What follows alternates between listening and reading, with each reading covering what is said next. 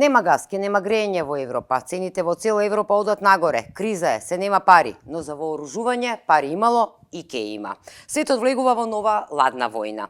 На самитот на НАТО во Мадрид се донесоа 3 клучни одлуки од кои ќе зависи од реакциите на тие одлуки, ќе зависи каде ќе оди светот во иднина. Тие одлуки се: Русија се прогласи за директна закана за безбедноста по НАТО. Се зголемува и бројот на војската околу Русија, а се подкачи малку и Кина.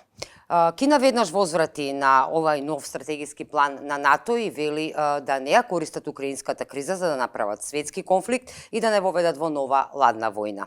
Што е гревот на Кина? Освен што е блиска со Русија, брзо се вооружува, се модернизира, а е непријатна и кон своите соседи, посебно кон Тајван. Но ова не е се. Ево што друго на НАТО му пречи кај Кина. China is coming closer to us. We see them in cyberspace.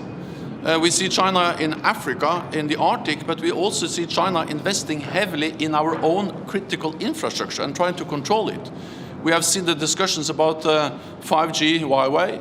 Втората одлука која што се донесе во Мадрид е НАТО да ги зголеми силите околу Русија, силите за брзо распоредување, и тоа досега невидено зголемување од 40.000 досега војници на 300.000 војници кои што ќе бидат распоредени околу Русија. Цела Европа се вооружува и се модернизира. Германија одобри вонреден фонд од 100 милијарди евра за обновување на армијата и модернизација, а Грција денеска најави дека ќе набавува 20 нови американски авиони F-35.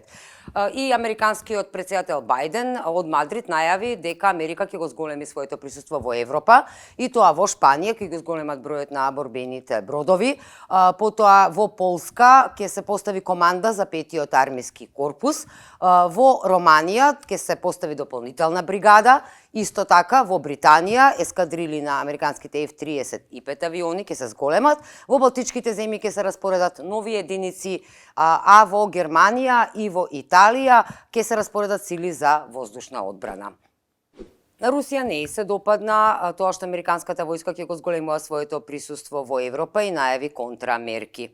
Значи, двете најголеми сили, Кина и Русија, контра големата сила НАТО. Има ли страв? Треба ли да стравуваме од ескалација? Безбедносните експерти следат.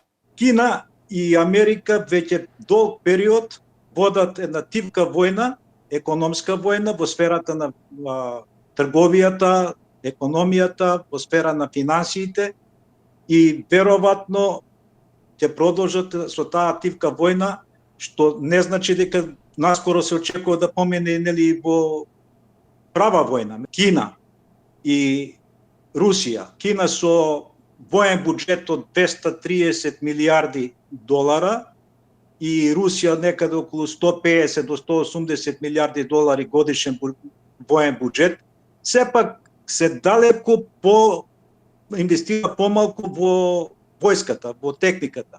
Меѓутоа се работи за држави кои имаат голем морал да си го бранат своето, имаат развиени војски, значи човечкиот фактор сепак е на нивната страна.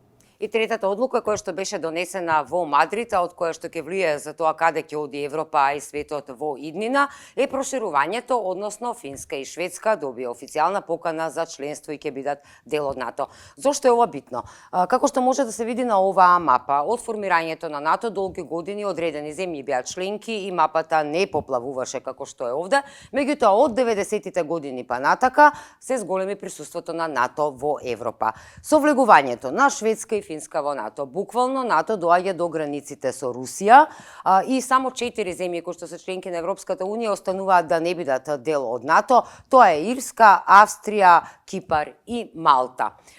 Што ќе се случува сега понатаму, затоа што Путин изјави дека токму ширењето на НАТО е една од причините за агресијата, односно специјалната воена операција во Украина, како што ја нарече, со цел да се спречи НАТО да дојде до неговата врата. Дали ова шахмат позиција сега за Путин? Затоа што еве, НАТО му е на границите. Со влегувањето на овие две досега неутрални држави, НАТО добива многу.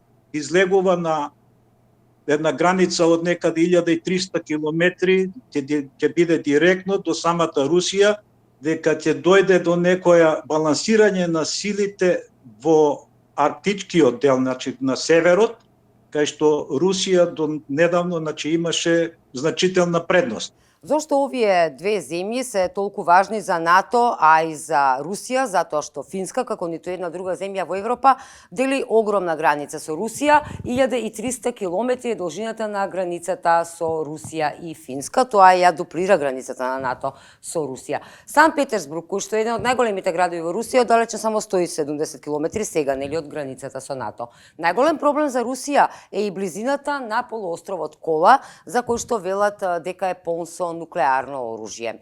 Во пристаништето кое што се наоѓа на полуостровот Кола во Мурманск, велат дека се наоѓаат неколку стратешки позиции на руската држава, односно важни воени објекти.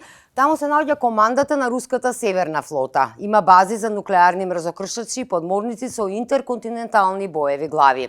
Има и воздухопловна база во која се сместени нуклеарни бомбардери Туполев.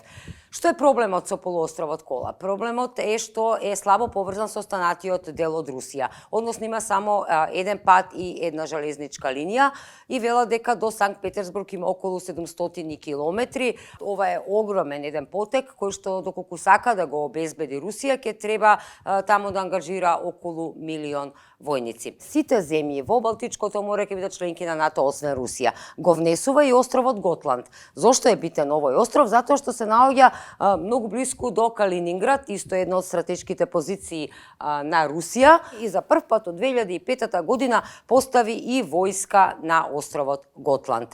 Калининград, полуостровот Кола и Готланд се рак-рана за Русија. Зошто? Затоа што во Калининград веќе врие. Калининград е поврзан со Русија само преку железничка линија која што оди преку Литванија, а Литванија минатиот месец ја стопираш, односно забрани превоз преку незината територија поради санкциите со Русија. Освен стратешката позиција на овие две земји, битна и воената сила која што ќе ја внесат во НАТО. Финска има 21.500 активни војници, 900.000 резервисти, 1.155.000 и нешто воено способно население, 200 тенкови, 1.800 окупни возила, 208 авиони, 64 бродови, 900 парчиња артилерија. И Шведска не заостанува. Шведска има 30.000 војници, 30.400 и 500 резервисти, 2.065.000 воено способно население, 120 тенкови, 2.700 окупни возила, 240 авиони, 200 бродови, 270 парчиња артилерија. Освен војната моќ, овие две земји се и подготвени со огромна мрежа на бункери, односно се подготвени и вела дека може да издржат и нуклеарен напад, се подготвува за евентуален нуклеарен напад од Русија. И Шведска и Финска добро стојат. Во Шведска има околу 70.000 бункери, додека во Финска има 330 км тунели за 55.000 бункери и 5,5 милиони луѓе. Хелсинки дури важи за најбезбедниот град во светот.